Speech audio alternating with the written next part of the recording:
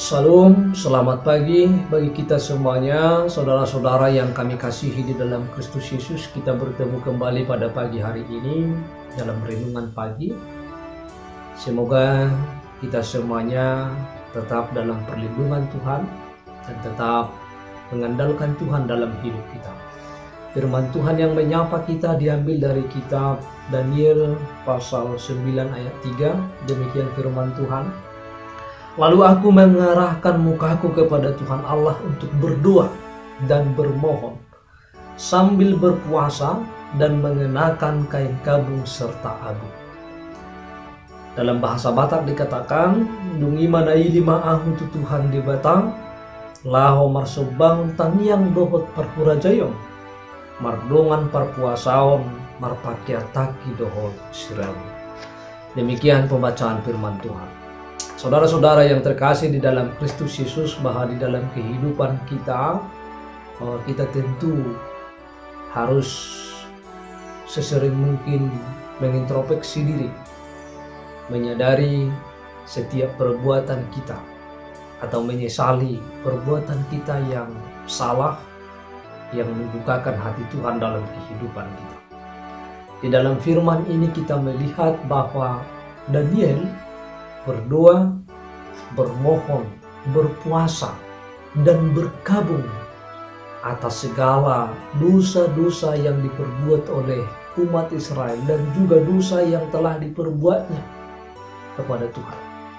Dia berdoa bukan hanya untuk dirinya, tetapi dia berdoa untuk dirinya, dan dia juga berdoa bagi bangsa Israel, dan juga berdoa bagi karya Allah, supaya karya Allah nyata benar-benar terjadi di tengah-tengah kehidupan mereka dengan kasih setia dan perlindungan Tuhan, pertolongan Tuhan kepada kehidupan bangsanya pada saat itu.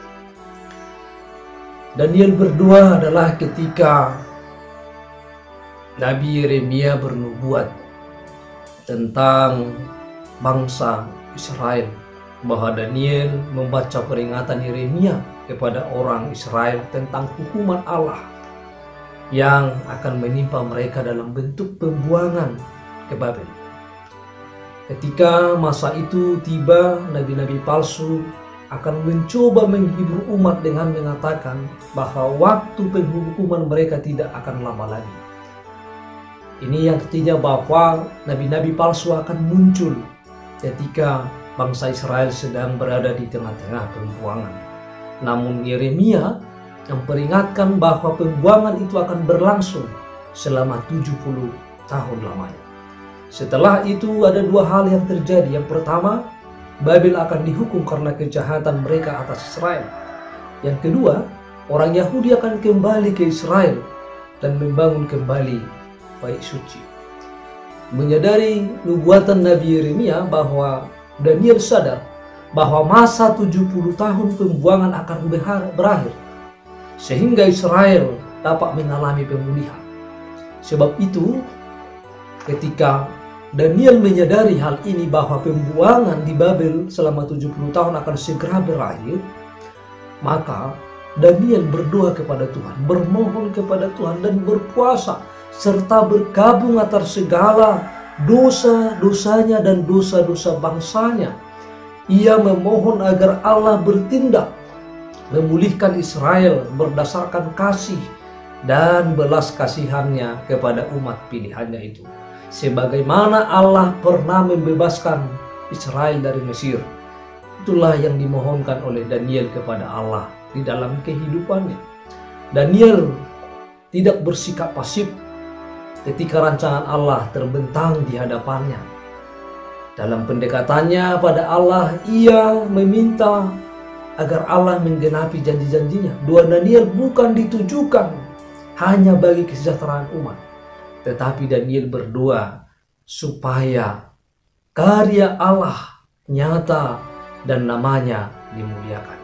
Saudara-saudara yang terkasih di dalam Kristus Yesus, bahwa Daniel, walaupun bahwa janji Allah telah terbentang di hadapannya dan di hadapan umat Israel yang akan memulihkan, tetapi dia terus berdoa dan bermohon, dan Daniel terus berusaha mengintrospeksi diri dan berpuasa supaya benar-benar bahwa pemulihan itu terjadi dalam dirinya dan terjadi bagi seluruh umat Israel. Nah, oleh karena itu di dalam doa, di dalam permohonan, dan di dalam puasa Daniel disertai juga dengan berkabung. Berkabung artinya adalah bahwa dia benar-benar menyesali, menyadari kehidupannya, menyadari dirinya, menyadari bangsanya semuanya tanpa pertolongan Allah tidak ada apa-apanya. Tetapi semuanya adalah karena pertolongan Allah sehingga pemulihan itu akan benar-benar terjadi.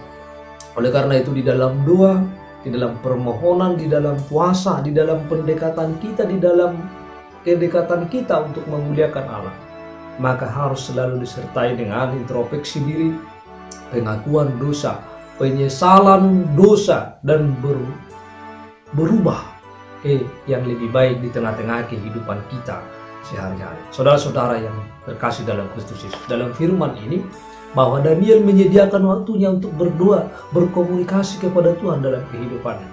Yang menjadi pertanyaannya, apakah kita menyediakan waktu juga untuk berdoa bagi Tuhan? Apakah kita dalam kehidupan kita menyediakan waktu berdoa bagi diri kita, berdoa bagi komunitas umat di mana kita berada, berdoa bagi keluarga kita, berdoa bagi bangsa kita, berdoa bagi pemimpin kita, berdoa bagi gereja kita, atau bagi sekitar kita? Saudara-saudara, kita melihat bahwa Daniel berdoa untuk semua.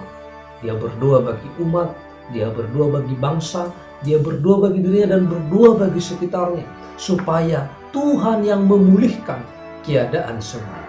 Oleh karena itu, mari kita berdoa, bermohon, dan semuanya kita doakan di tengah-tengah kehidupan kita sehari-hari. Selamat pagi bagi kita semuanya.